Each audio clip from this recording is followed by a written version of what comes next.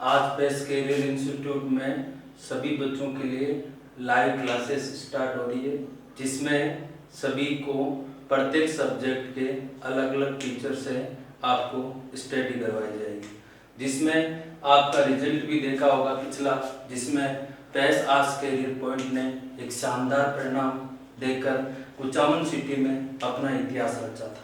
इसी तरह मैं आगे कोशिश करूं कि जो भी बच्चे हमसे जुड़े वो आगे और भी इस संस्था का नाम रोशन करें। जो बच्चे 11वीं क्लास में पढ़ रहे थे हमारी इंस्टीट्यूट में, उनको भी एक विशेष तौर से मैं जानकारी दे दूं कि हमारे स्कूल का जो परिणाम है वो औसत दृष्टि से बहुत ही शानदार है।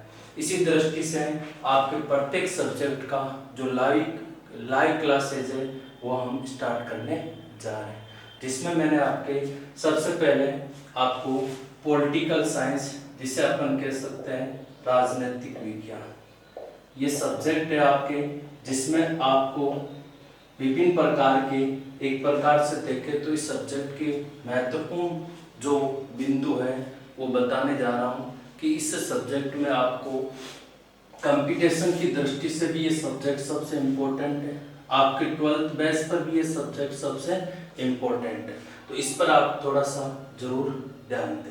तो देखो, सबसे पहले अपन का जो चैप्टर है, मैं आपको वो 7 चैप्टर क्लियर करवाने जा रहा हूँ जो आपके कॉन्स्टिट्यूशन मतलब संविधान पर आधारित है। अब देखो, सबसे पहले अपन का जो चैप्टर नंबर 1 है वो आपको विशेष तौर से पढ़ना है। सबसे पहला जो चैप्टर है वो आपके संविधान। क्या है? संविधान। संविधान के अंदर आपको हमेशा ध्यान रखना है कि इस चीज का निर्माण कहाँ से हुआ, कैसे हुआ, इन चीजों को आपको विशेष तौर से ध्यान रखना है। देखो, संविधान शब्द की यदि उत्पत्ति की अपन बात करें सबसे पहले, तो इसकी जो उत्पत्ति है वो आपके हमेशा ध्यान रखना कि अंग्रेजी भाषा में इसको अपन कहते हैं कॉन्स्टिट्यूशन। क्या बोलते हैं? कॉन्स्टिट्यूशन। जिसमें आपको विशेष तौर से याद रखना है, ये जो कॉन्स्टिट्यूशन शब्द है ये आपके लैटिन भाषा का वर्ड है जिसका नाम है कॉन्स्टिट्यूट। क्या नाम है? कॉन्स्टिट्यूट। और इस कॉन्स्टिट्यूट शब्द का शाब्दिक अर्थ होता है बनावट। क्या होता है? बनावट। इस प्रकार अपन कह सकते हैं कि हमारे संविधान का जो शाब्दिक अर्थ है वो हमेशा क्या हो गया? बनावट हो गया। अब इसी प्रकार अपन कह सकते हैं कि जो चैप्टर नंबर 2 भाग का बी है, उसका जो चैप्टर है उसमें है संविधान की प्रमुख विशेषताएं। क्या है? संविधान की प्रमुख विशेषताएं। इन विशेषताओं के बारे में अपन को विस्तृत रूप से जानकारी लेनी। तो देखो, सबसे पहले तो हमने ये पढ़ा कि संविधान की उत्पत्ति किससे हुई। तो संविधान की उत्पत्ति अपन कहें तो अंग्रेजी में क्या बोलते हैं? कॉन्स्टिट्यूशन। और कॉन्स्टिट्यूशन शब्द की उत्पत्ति हमेशा एक ग्रीक भाषा का शब्द है जिसका नाम है कॉन्स्टिट्यूट, और इसका जो शाब्दिक अर्थ होता है उसे कहते हैं अपन बनावट। अब देखो, सबसे पहले अपन इस विशेषताओं को पढ़ने से पहले अपन को थोड़ी सी संविधान के बारे में जानकारी लेनी है। अब देखो सर, सबसे पहले ये चीजें कि संविधान बनाया किसने, कैसे बनाया और क्यों बनाया। तो देखो, सबसे पहले क्या होता है कि मैं कहानी के माध्यम से आपको समझा दूं, क्योंकि आज आपकी पॉलिटिकल की जो क्लास है वो केवल आपको पॉलिटिकल का सामान्य नॉलेज देंगे। क्या देंगे? सामान्य नॉलेज। अब इसमें देखो, सबसे पहले इस संविधान की रूपरेखा को अपन आधारित करें तो हमारे देश में या विश्व में इसकी हमें आवश्यकता क्यों पड़ी थी। क्योंकि आपको पता है कि आपने देखा होगा कि 18वीं शताब्दी की बात है। कौन सी शताब्दी में? 18वीं शताब्दी। 18वीं शताब्दी के अंदर अनेक लोकतांत्रिक क्रांतियां हमारे विश्व के अंदर अपन को देखने को मिलती थी, जिसमें अपन कह सकते हैं कि हमारा भी 1857 का स्वतंत्रता संग्राम हुआ था, और उसी प्रकार जैसे फ्रांस की क्रांति, रूस की क्रांति। तो ये जो क्रांतियां थी, इन क्रांतियों को एक प्रकार से जड़ से मिटाने के लिए किसी एक विद्वान ने सोचा कि इस क्रांतियों को निजात पाने के लिए हमें ऐसा क्या करना चाहिए ताकि हमें इन क्रांतियों की वापस आवश्यकता नहीं पड़े। तो उन्होंने फिर इन क्रांतियों की आवश्यकता या इसको मिटाने के लिए उन्होंने हमारे विश्व के अंदर संविधान शब्द की खोज की थी, और इस संविधान शब्द की जो अपन कह सकते हैं रूपरेखा, वो सबसे पहला हमें पुस्तक है जिसका नाम है हम्मुराबी संहिता। क्या नाम है? हम्मुराबी संहिता। इस पुस्तक में इस वर्ड को पढ़ा गया और इसी वर्ड को पढ़ने वाला जो पहला व्यक्ति था, जिसे अपन कह सकते हैं कि इस वर्ड की पहचान करने वाला जो पहले व्यक्ति था वो कौन था? Henry man. कौन था बेटे? Henry man. तो देखो सबसे पहले यदि संविधान शब्द का प्रयोग करने वाला व्यक्ति कौन है? हेनरी मैन है, ठीक है। और इसने इस संविधान शब्द के आधार पर जितनी भी क्रांतियां थी उन क्रांतियों को हमारे विश्व में समाप्त करने के लिए इस संविधान शब्द की उत्पत्ति की थी।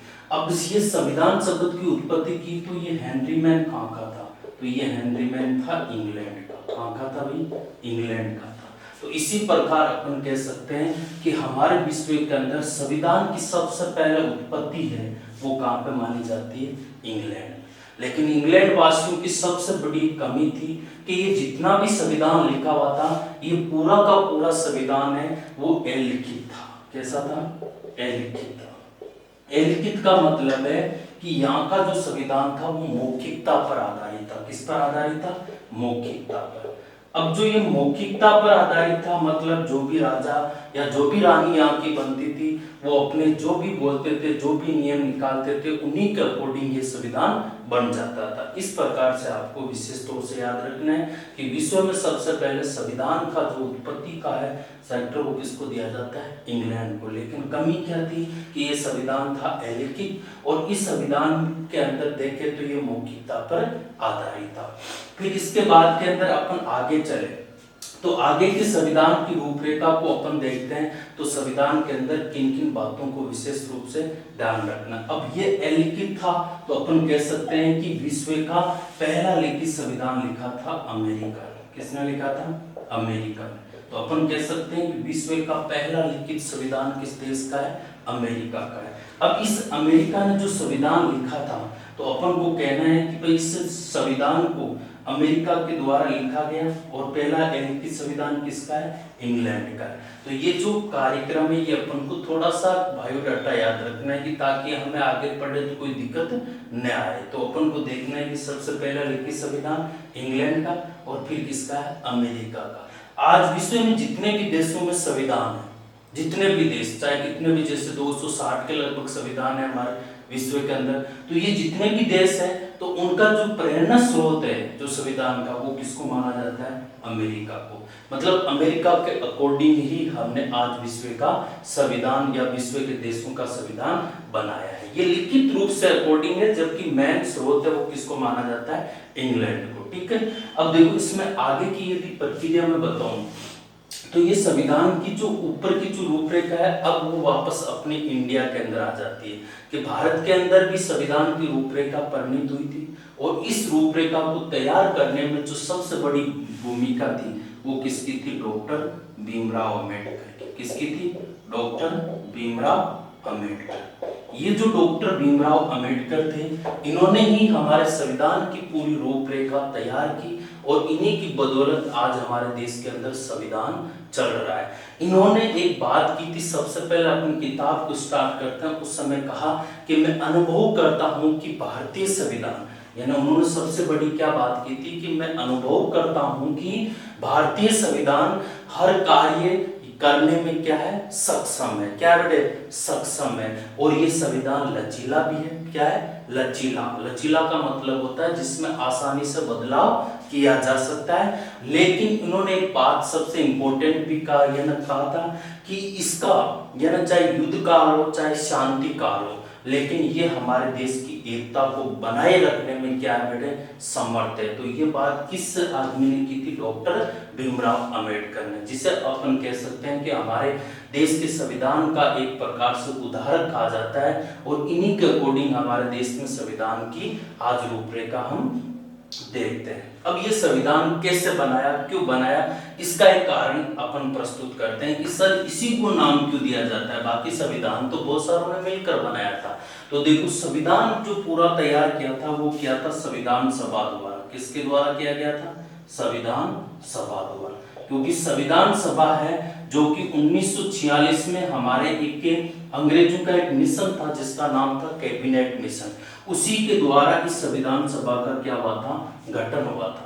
और इसी संविधान सभा के तहत सबसे पहले हमारे देश में संविधान मतलब भीमराव अंबेडकर के द्वारा संविधान का निर्माण किया गया था। तो ये चीज अपन को विशेष तौर से याद रखना है। अब आगे की बात आए तो हमारे देश की विशेषताओं में सर ऐसा क्या हमें पढ़ना है जो हमारे चैप्टर में दिया हुआ है, ये तो सामान्य नॉलेज है। अब अपन के चैप्टर में आते हैं और चैप्टर का नाम है भारत के संविधान की प्रमुख विशेषताएं। तो देखो सबसे पहले भारत के संविधान की प्रमुख विशेषताओं में अपन देखें तो विशेषताएं क्या होती है, मतलब एक विशेषता वो चीज होती है जो किसी अन्य देश के संविधान से अपन को अलग देखने को मिले, वही हमारे देश की क्या लगती है बेटे, विशेषता है। जिसमें अपन विस्तृत रूप देखते हैं या अपन बड़ा रूप देखते हैं, वो सब कुछ हमारे संविधान की क्या कहलाएगी, विशेषताएं कहलाएगी। तो देखो सबसे पहले विशेषताओं को अपन आधार बनाते हैं और विशेषताएं किस प्रकार से नियोजित होती है। तो देखो सबसे पहली चीज मैं अपन के टोटल विशेषताओं में एक एक चीज को अपन को पढ़ना है और जिसमें टोटल कुल 20 विशेषताएं, जिसमें आपको पूरे संविधान का निचोड़ मिलेगा। क्या मिलेगा, निचोड़, जिसमें संविधान का बेसिक नॉलेज है वो आपको इन पूरी 20 विशेषताओं में मिल जाएगा। तो देखो सबसे पहले जो विशेषता है उससे अपन बोलते हैं संपूर्ण प्रभुत्व संपन्न संविधान। ये हमारे संविधान के अंदर पहली विशेषता है जो आपको हमेशा ध्यान रखना है, इसे कहते हैं सॉवरेन कॉन्स्टिट्यूशन। अब देखो सबसे पहले इस चीज को अपन को पढ़ना है कि सर ये संपूर्ण प्रभुत्व संपन्न क्या होता है।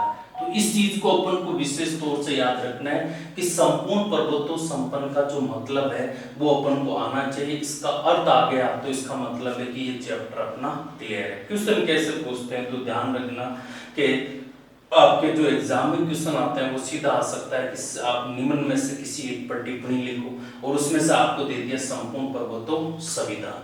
अब इसमें अपन को अर्थ आना चाहिए, मेन चीज ये है कि इसमें अर्थ को परिभाषित करना जरूरी है। तो देखो सबसे पहली चीज तो यही ध्यान रखना है कि संपूर्ण प्रभुत्व संपन्न का अर्थ क्या होता है। तो इसका शाब्दिक जो अर्थ होता है वो बताया गया है कि हमारे देश का जो शासन है उसकी जो अंतिम शक्ति है, जो अंतिम शक्ति है वो किसके पास है, जनता के पास है। किसके पास है बेटे, जनता के पास, क्योंकि ये हमारे देश की जनता के द्वारा ही एक प्रकार से कह तो बनाया गया संविधान इसमें माना गया। अब सर इस जनता की कैसे शक्ति है कि भाई ये जनता के पास है, आप इसे प्रकट करके बताओ कि हकीकत में संविधान की शक्ति जनता के पास है या नहीं। देखो सबसे पहले अपन इस पर बात करते हैं तो अपन को पता है कि हमारे देश में संविधान के जो कोई भी नया कानून है वो कौन बनाती है, संसद। संसद के कितने सदन होते हैं, 2 सदन। एक तो कौन सा हो गया, लोकसभा,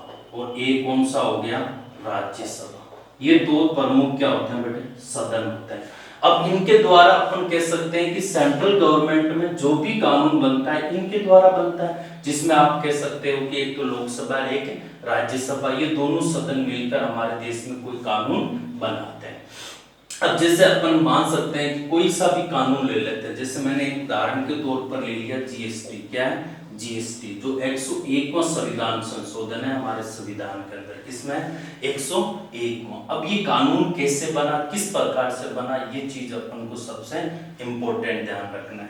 अब जीएसटी है ना, एक प्रकार से ध्यान रखना, अब ये दोनों सदन है, अब इन दोनों सदनों के अंदर अपन को पता है कि लोकसभा में वर्तमान में सदस्य 545 और इसमें है वर्तमान में 245। तो कानून बनाने के लिए जैसे जीएसटी, तो जीएसटी को अंतिम शक्ति बता रहा हूं जनता में कैसे है, वो आपको पूरी पढ़ोगे तो अपना पता चल जाएगा कि रियल में हमारे देश की जो शासन की अंतिम शक्ति है वो किसमें, जनता के पास है। तो देखो कैसे, तो अपन को पता है कि संसद में 2 सदन, लोकसभा और राज्यसभा। हमें कानून बनाना है कौन सा, जीएसटी। जीएसटी जब तक अपन कोई भी उसे लाएंगे तो उस समय इसे कहेंगे विधेयक। क्या कहेंगे, विधेयक। ये अभी अधिनियम बनाने ये विधेयक होता है। विधेयक का मतलब होता है कच्चा कानून। क्या होता है बेटे, कच्चा कानून। तो देखो इस विधेयक को सबसे पहले मान लो कि मैंने लोकसभा में प्रस्तुत किया। किसमें किया, लोकसभा में। यदि लोकसभा के कुल 2/3 सदस्यों के द्वारा इसे पारित कर दिया जाए, क्या कर दिया जाए? पारित। तो इसको वापस किसके पास पे भेजा जाता है? राज्यसभा के पास। और राज्यसभा यदि इससे पारित कर दे, क्या कर दे? राज्यसभा इससे पारित कर दे 2/3 बहुमत से, तो ये दोनों के द्वारा क्या हो गया? पारित। लेकिन ये जीएसटी जो विधेयक है ना, ये केंद्र और राज्यों के मध्य शक्तियों का बंटवारा है, क्योंकि इसमें आपको पता है कि 50-50% है, राज्य और सरकार का कर होता है इसमें। तो अपन कह सकते हैं कि एक प्रकार से विशेष बहुमत वाला कर है। तो इसमें सबसे पहले इस जीएसटी को प्रकट करने के लिए अपन को इसमें आधे राज्यों की क्या चाहिए? सहमति। आधे राज्यों की सहमति। तो अपन कह सकते हैं कि इस पर सबसे पहले यदि आधे राज्यों ने, जितने भी राज्य हैं हमारे देश के अंदर, उनमें से यदि आधे राज्यों ने इस पर सहमति दे दी, तो ये विधेयक यहाँ से क्या मान लिया जाएगा? पारित। अब ये विधेयक पारित मान लिया, तो फिर इसके बाद में इसको अपन किसके पास में भेजेंगे? राष्ट्रपति के पास। किसके पास भेजेंगे? राष्ट्रपति। और राष्ट्रपति यदि इस विधेयक पर क्या कर दे? हस्ताक्षर कर दे, या इससे पढ़कर वो मान ले कि हाँ, आपने जो विधेयक लेके आए वो क्या है? सही है, तो अपन कह सकते हैं कि ये जो विधेयक पारित हुआ था, ये विधेयक हमारे देश के लिए क्या बन जाएगा? एक कानून। क्या बन जाएगा? कानून। लेकिन क्या सर यहाँ तक सीमित है मामला?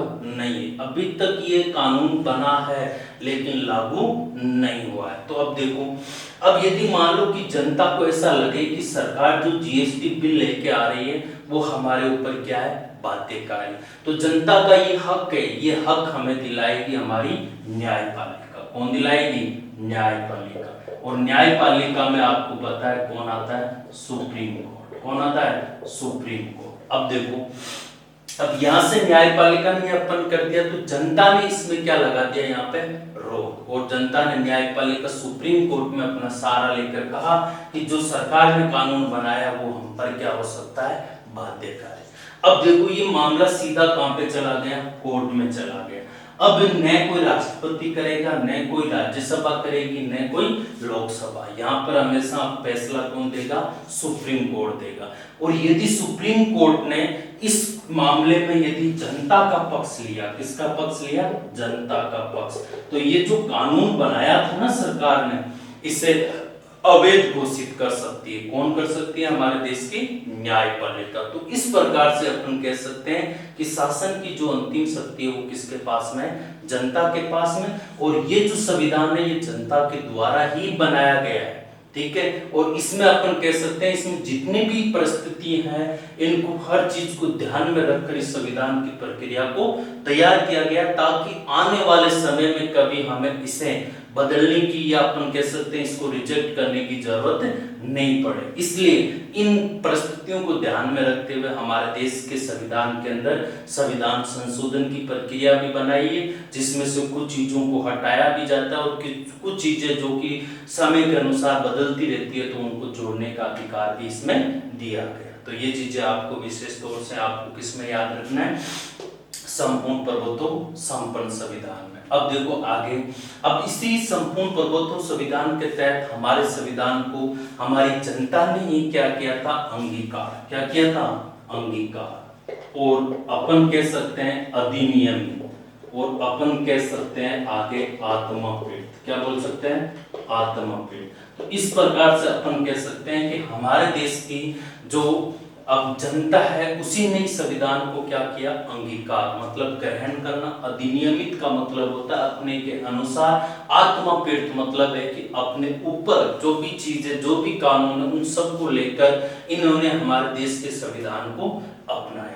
तो ये पहली विशेषता है हमारे संविधान की, जिसे अपन कहते हैं संपूर्ण प्रभुत्व संविधान, जिसे अपन कहते हैं सोवेरिन कॉन्स्टिट्यूशन के नाम से भी जाना जाता है। तो यहाँ तक आई होप आपकी ये चीजें समझ में आई होगी। अब देखो अगली जो विशेषता है वो मैं आपको बता देता हूँ। 2 नंबर जो विशेषता है वो हमारे संविधान में किस तरह है, देखो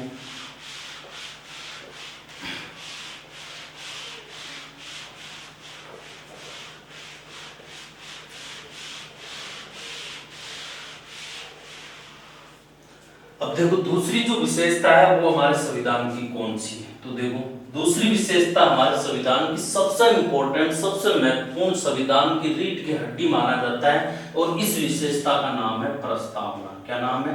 प्रस्तावना। अब देखो इसके बारे में थोड़े से अपन को सामान्य नॉलेज लेना है, कि कोई भी चीज है उसका एक सामान्य नॉलेज याद रखना वही इन विशेषताओं का सबसे बड़ा आधार है। देखो माध्यमिक शिक्षा बोर्ड क्या कहता है कि बच्चे में टैलेंट कितना है, ये नहीं देखा जाता है कि जितना रट के आप लिख दो उतने आपके अच्छे नंबर आएंगे, नहीं, जितना अपना मन से लिखोगे उतने ही आपको ज्यादा अंक मिलेंगे। क्योंकि ये जो सब्जेक्ट है, जो आर्ट्स है, ये एक प्रकार से दिमागी तौर की सब्जेक्ट है, इसमें किसी में प्लस माइनस या माइनस प्लस इसमें आपको करने की जरूरत नहीं है। इसमें हमेशा ध्यान रखना जो भी आपको दिया हुआ है उसी को अपने ही शब्दों में व्यक्त करना, यही सबसे बड़ी आर्ट्स की क्वालिटी है। तभी तो सभी लोग अपने आईएएस और आईपीएस बनते हैं, ताकि इनमें अपन ये प्रकट कर सके कि अपनी मनोभावनाओं को। तो देखो सबसे पहले प्रेम्बल, इसको बोलते हैं प्रेम्बल। तो देखो ये प्रस्तावना का जो स्ट्रक्चर है ये आपको इसमें सबसे इंपॉर्टेंट रूप से याद रखना है। तो देखो सबसे पहले इन प्रस्तावनाओं के अंदर हमारे देश के जो उद्देश्य है प्रमुख रूप से और लक्ष्य, इनका विशेष तौर से हमारे संविधान का जो लक्ष्य, जो उद्देश्य है और जो लक्ष्य है उसको किसमें प्रकट किया गया है, प्रस्तावना में। और एक तरह से अपन कह सके तो समरी होती है जो संविधान की, मतलब कहने का पूरा निचोड़ है वो किसमें डाल दिया है, प्रस्तावना में। अब सर इसमें जो उद्देश्य और जनता के जितने भी लक्ष्य हैं उनको एक शॉर्ट रूप में प्रकट किया गया है और इसी को अपन क्या कहते हैं, प्रस्तावना। इसीलिए हमारे एक बड़े जो राजनीतिज्ञ थे जिनका नाम था के.एम. मुंशी, क्या नाम था, के.एम. मुंशी। इस के.एम. मुंशी ने इसी प्रस्तावना की इस भाषा या इस पूरी प्रक्रिया को देखकर और इसी को मतलब एक प्रकार से देखे तो इसको नाम दिया था राजनीतिक कुंडली। क्या नाम दिया था, राजनीतिक कुंडली। और इसी प्रस्तावना की जो प्रमुख विचारधाराओं को देखकर इसे संविधान की आत्मा भी कहा जाता है। क्या कहा जाता है, आत्मा। अब इस प्रस्तावना में अगर हम देखें तो सबसे पहले एक ही चीज आती है, इस प्रस्तावना की शुरुआत होती है हम भारत के लोग। किससे शुरुआत होती है, हम भारत के लोग। कहने का मतलब ये शब्द है ना जो अमेरिका के संविधान पर आधारित है, जहां पर ये लिखा था हम अमेरिका के लोग, और हमने क्या लिख दिया, हम भारत के लोग। अब हम भारत के लोग का मतलब है यहाँ पे आपको कोई विशेष रूप से प्रकट दिखाई दे रहा है, क्योंकि इसमें देखो खुद अपना आप में कह दिया कि हम भारत के लोग। इसका मतलब ये हुआ कि ये जो संविधान है ये हमने बनाया है, हमारी जनता ने मिलकर बनाया है, किसी दूसरी सत्ता के द्वारा हमें थोपा नहीं दिया। ये बात हमें किसमें थी, संपूर्ण प्रभुत्व संपन्न में। और उसमें हमने क्लियर भी कर चुके हैं कि भाई ये हमारे जनता के द्वारा बनाए गए, हमें किसी दूसरे देश के दबाव में कार्य नहीं करते हैं, क्योंकि हमारा देश संपूर्ण प्रभुत्व संविधान है। और इसी प्रस्तावना के अंदर भी ये चीज हमें बताई गई है। अब देखो, अब इस प्रस्तावना के सार के अंदर रूप में अपन को कहा जा सकता है कि ये जो प्रस्तावना का जो टारगेट है ये हमारे संविधान की एक ऐसी प्रक्रिया है जिसको अपन विभिन्न प्रकार के भागों में पढ़ सकते हैं। जैसे अपन कह सकते हैं कि इसका उद्देश्य क्या होता है, इसका लक्ष्य क्या होता है। तो हमेशा ध्यान रखना जो प्रस्तावना है उसका हमेशा उद्देश्य होता है एक लोक कल्याणकारी राज्य की स्थापना करना और जनता के जितने भी आदर्श है उनको एक प्रकार से जनता के समक्ष पेश करना। यही हमारे संविधान की क्या कहलाती है, प्रस्तावना। अब आपको इसका मैं महत्व बताऊं कि इसमें ताकत कितनी होती है कि सर ये प्रस्तावना क्या चीज है। तो देखो सबसे पहले इस प्रस्तावना को जोड़ा गया था, उस समय भी इस प्रस्तावना पर बहुत सारा विवाद चला था, ठीक है। और इस विवाद के अंदर बताया जाता है कि हमारे संविधानविदों ने कि इसको पहले इस उद्देशिका के नाम से जाना जाता था। किसके नाम से, उद्देशिका के। आज कोई भी एनसीईआरटी की किताब है, चाहे वो इंग्लिश हो, चाहे वो संस्कृत हो, चाहे वो हिंदी हो, उसके पिछले पेज पर हमेशा आपको एक उद्देशिका लिखी हुई मिलेगी। और वही जो उद्देशिका होती है वही हमारे देश की क्या कहलाती है, प्रस्तावना होती है। इस उद्देशिका का यदि प्रकट अपन देखें तो ये किस प्रकार से आगे हमें ले जाती है, केवल अपन को सामान्य नॉलेज के तौर पर इनको पढ़ना है। तो देखो सबसे पहले अपन बात करते हैं प्रस्तावना की। तो देखो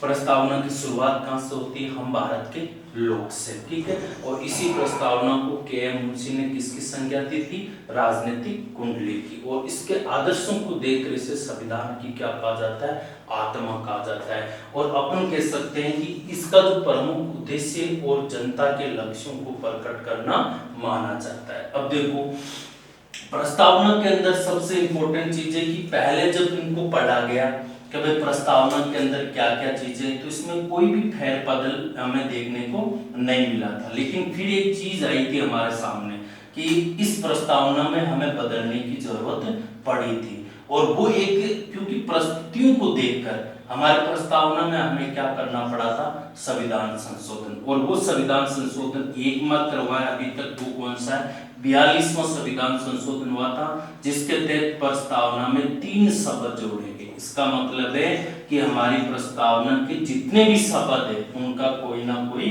अर्थ है। और वो 3 शब्द कौन कौन से जोड़े गए थे, तो उसमें से आपको ध्यान रखना, एक तो समाजवादी था, और एक था अखंडता, और एक था पंथ निरपेक्ष। क्या था बेटे, पंथ निरपेक्ष। ये 3 शब्द हमारी प्रस्तावना के अंदर जोड़ा गया। आज मैं 3 ही बताऊंगा, क्यों, क्योंकि ये प्रस्तावना आगे के चैप्टर में आपके पूरी आएगी, जिसमें आपको डिटेल से पढ़ाया जाएगा।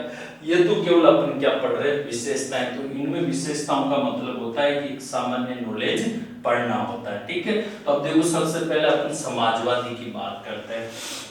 तो समाजवादी सोशलाइज होता है, जिसमें आपको कह सकते हैं समाजवादी राज्य क्या होता है, तो एक ऐसा राज्य जिसमें जनता के आदर्शों को अपनाकर और एक कार्य या संविधान की रूपरेखा को आगे बढ़ाया जाए, और संविधान को एक नई दिशा प्रदान की करने के लिए हमारे देश में किस शब्द को जोड़ा गया, समाजवादी को। किसको जोड़ा गया, समाजवादी को। एक वर्ड होता है अखंडता, क्योंकि ये तीनों वर्ड नए हैं। क्या है, प्रस्तावना में तीनों वर्ड नए हैं। तो अखंडता का मतलब होता है जिसके टुकड़े नहीं किए जा सकते, या जिसको अपन नहीं बदल सकते, उसे अपन को हमेशा क्या कहा जाता है, अखंडता। इसका मतलब ये हुआ कि अपने देश से अब कोई भी टुकड़ा अलग करके, या कोई भी राज्य अपने देश से अलग होकर नए देश का निर्माण नहीं कर सकता। ये बात सबसे इंपॉर्टेंट है, और सबसे ज्यादा इसी पर फोकस करना है, क्योंकि आज हमारे संविधान से अलग होकर कोई भी स्टेट या कोई भी राज्य है वो अपना अलग या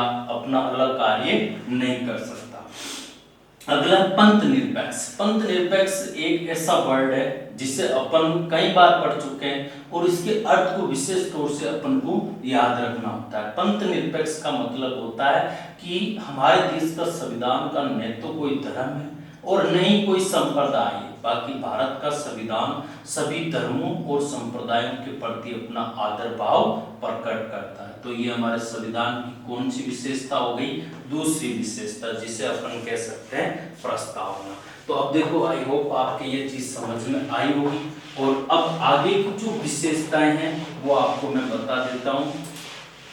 तीसरी जो विशेषताएं, टोटल 20 विशेषताओं में आपके संविधान का जो सामान्य नॉलेज है वो आपके सामने होगा, ठीक है।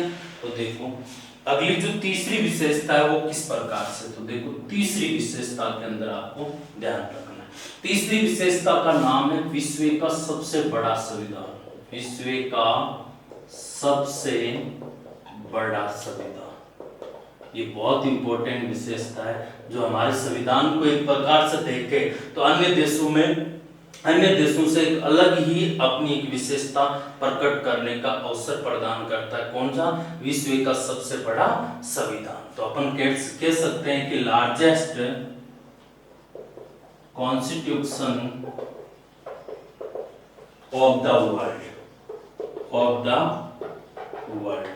अब देखो, अब अपन कह सकते हैं कि विश्व का सबसे बड़ा संविधान, largest constitution of the world. इसके बारे में अपन को थोड़ा सा डिटेल से याद रखना है। तो देखो, सबसे पहली चीज तो ये कि सर विश्व का सबसे बड़ा संविधान हमारे देश का है, तो छोटा किसका है, तो ये भी साथ में एक टॉपिक के रूप में, एक नॉलेज के रूप में याद रखना, अमेरिका का। किसका है, अमेरिका का। तो सर आप ये प्रकट करके बताओ कि विश्व का सबसे बड़ा संविधान है वो हमारे देश का है, कैसे आप इसको मतलब एक प्रकार से एक्सप्लेन करके बताओ। तो देखो, इस चीज को अपन एक विस्तृत रूप से पढ़ेंगे और आपको ये पता भी हो जाएगा कि रियल में हमारे देश का संविधान बड़ा है या नहीं। मैं कुछ देश के नाम लिखूं, जैसे सबसे पहले अपन ने लिख लिया अमेरिका, ठीक है।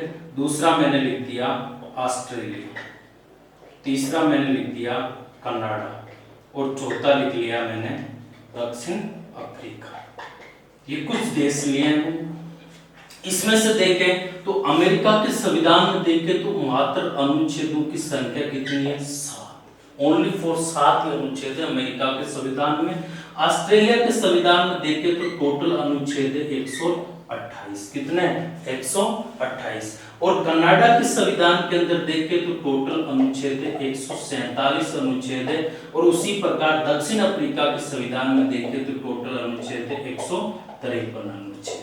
तो सर ये लिखे क्यों आपने? अरे इन्हीं से तो अपन को पता चलेगा कि विश्व का बड़ा संविधान भारत का है या नहीं। तो देखो इसमें अनुच्छेद कितने हैं? 7। इसमें कितने? 128। इसमें कितने? 147। इसमें कितने? 153। लेकिन अब आगे एक चीज विशेष तौर से याद रखना, यदि मैं भारत की बात करूं तो भारत के संविधान में अनुच्छेद 395।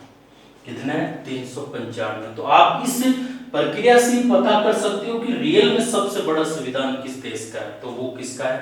भारत का। और उसके अनुच्छेद संविधान में अनुच्छेद कितने? 395 अनुच्छेद है और 22 क्या है? भाग है। और अपन आगे कह सकते हैं 12 क्या है? अनुसूची है। और भी अपन कह सकते हैं इसमें 5 क्या है? परिशिष्ट। मतलब 5 खंडों के अंदर हमारे देश का संविधान बटा है। तो इस प्रकार से अपन कह सकते हैं कि विश्व का सबसे बड़ा संविधान किस देश का? भारत का। लेकिन और भी अपन को आगे भी अंदाजा निकालना है क्या सर और भी कोई विशेषता जिससे हमारे देश का संविधान सबसे बड़ा प्रतीत होता है? अपन देखते हैं कि अधिकांश देशों के अंदर नीति निर्देशक तत्वों का जो टारगेट भारत के अंदर अपनाया गया है वो अन्य देशों की तुलना में सबसे बड़ा एक सेक्टर स्थापित करता है। वो भी हमारे संविधान को विश्व में बड़ा होने का प्रतीक माना जाता है, जिसे कहते हैं नीति निर्देशक तत्व। ठीक है, तो ये भी अपन को आगे उसको विस्तृत अपन पढ़ेंगे, विशेषता में भी आएगा और वो भी आपको बताएगा कि भारत का संविधान बड़ा है या नहीं। अब इसके अलावा भी हमारे संविधान का स्वरूप है वो दिनों दिन बढ़ता जा रहा है, घट रहा कम है और बढ़ रहा ज्यादा है। क्योंकि हमारे देश के संविधान के अंदर एक प्रक्रिया रखी गई है जिसका नाम है संविधान संशोधन प्रक्रिया। क्या नाम है? संविधान संशोधन प्रक्रिया। ये भी हमारे संविधान का जो स्वरूप है उसको हमेशा बढ़ाती रहती है। कैसे बढ़ाए? जैसे हमारे संविधान बनने के बाद इस संविधान संशोधन के तहत कुल 104 जो संविधान संशोधन है, जो कानून है, वो हमारे देश के अंदर बन चुके हैं। और जिनका टारगेट हमें याद रखना है कि अभी तक हमारे संविधान के अंदर जो संशोधन हुए हैं वो कितने हो चुके हैं? 104। आपकी किताब में 101 दिया हुआ है, जिसमें 101वां कौन सा था? जीएसटी।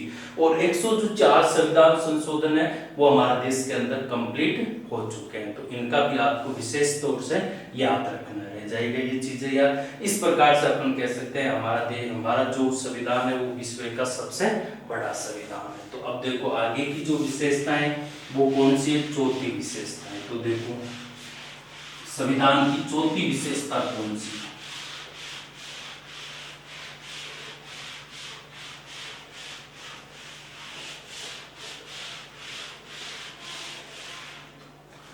तो संविधान की जो चौथी विशेषता है वो है आपके लिखित एवं निर्मित संविधान। क्या है? लिखित एवं निर्मित संविधान। अब देखो लिखित एवं निर्मित संविधान को अपन कह सकते हैं रिटन एंड करेक्टेड कॉन्स्टिट्यूशन। तो देखो मतलब कहने का है कि हमारा जो देश का जो संविधान है वो लिखित है, रिटन में है और करेक्टेड मतलब निर्मित किया गया है। और इस संविधान के अंदर अपन कह सकते हैं कि इस संविधान का लिखित का मतलब है कि ये जीवंत दस्तावेज है। क्या है? जीवंत दस्तावेज। अब ये कैसे है सर? लिखित का मतलब है कि ऐसा संविधान जो कभी भी मतलब पूरा बदले नहीं। उसमें संविधान संशोधन प्रक्रिया तो है, मतलब परिस्थितियों को देखकर उसमें संशोधन किया जा सकता है, लेकिन संविधान के मूल ढांचे में कोई परिवर्तन नहीं करना वो ये हमेशा क्या कहलाता है? लिखित कहलाता है। अब निर्मित की बात करें तो अपन को हमेशा ध्यान रखना कि जो भी संविधान संशोधन होता है वो जनता की देखरेख में ही किया जाता है, अर्थात वो भी जनता के द्वारा ही निर्मित माना जाता है। वो तो इसमें अपन वापस वही बात कह सकते हैं कि भाई हमारे संविधान के अंदर जो अंतिम शक्ति है वो किसके पास में, जनता के पास में। अब ये लिखित है तो अपन को पता है कि हमारा देश का संविधान विश्व का बड़ा संविधान है, तो लिखने में समय तो भी सबसे बड़ा लगा है, तो ये बात भी हमें इसमें विशेष तौर से याद रखना है। तो हमारे संविधान को लिखने में 2 वर्ष 11 माह और 18 दिन का समय लगा। कितना समय लगा? 2 वर्ष 11 माह और 18 दिन का हमारे संविधान को लिखने में क्या लगा था? समय लगा था। और ये संविधान है जो कि बन के कब तैयार हुआ था? 26 नवंबर 1949 को ये संविधान क्या हो गया था? बनकर तैयार हो गया था। मतलब इतने समय बाद में ये 26 नवंबर 1949 को बनकर क्या हो गया? तैयार। लेकिन सर अपन तो पढ़ते हैं कि सर 26 जनवरी 1950 को लागू हुआ था, तो ये चीज ऐसे कैसे है? 1950 में लागू क्यों हुआ? क्या कारण था कि सर जब ये इस दिन बन गया तो इस दिन लागू क्यों किया गया? तो देखो एक कारण होता है इसका कि 26 नवंबर 1949 को तो बनकर ये तैयार हो गया था, लेकिन 26 जनवरी 1950 को लागू करने का एक प्रमुख कारण ये था कि हमारे जो भारतीय राष्ट्रीय कांग्रेस पार्टी थी वो प्रति वर्ष 26 जनवरी को, मतलब 1930 से, अपन कह सकते हैं 1930 से 26 जनवरी की डेट को वो स्वराज्य दिवस के रूप में मना रही थी, स्वराज्य दिवस के रूप में। तो भारतीयों ने इस डेट को सबसे उपयुक्त माना और इसी कारण से इस दिन हमारे देश का संविधान लागू हुआ और जिसे अपन गणतंत्र दिवस के रूप में मनाया जाता है। तो ये भी चीज अपन को ध्यान रखना है। 26 नवंबर को विधि दिवस मनाते हैं और 26 जनवरी को गणतंत्र दिवस मनाया जाता है। तो ये सबसे पहले अपन को ध्यान रखना है कि लिखित एवं निर्मित संविधान की रूपरेखा को। तो ये बातें विशेष तौर से याद रखना है। बाकी की अपन क्लास कल सुचारू रूप से स्टार्ट करेंगे, जिसमें आपको पर डे 1 घंटा पढ़ाया जाएगा। ठीक है, जय।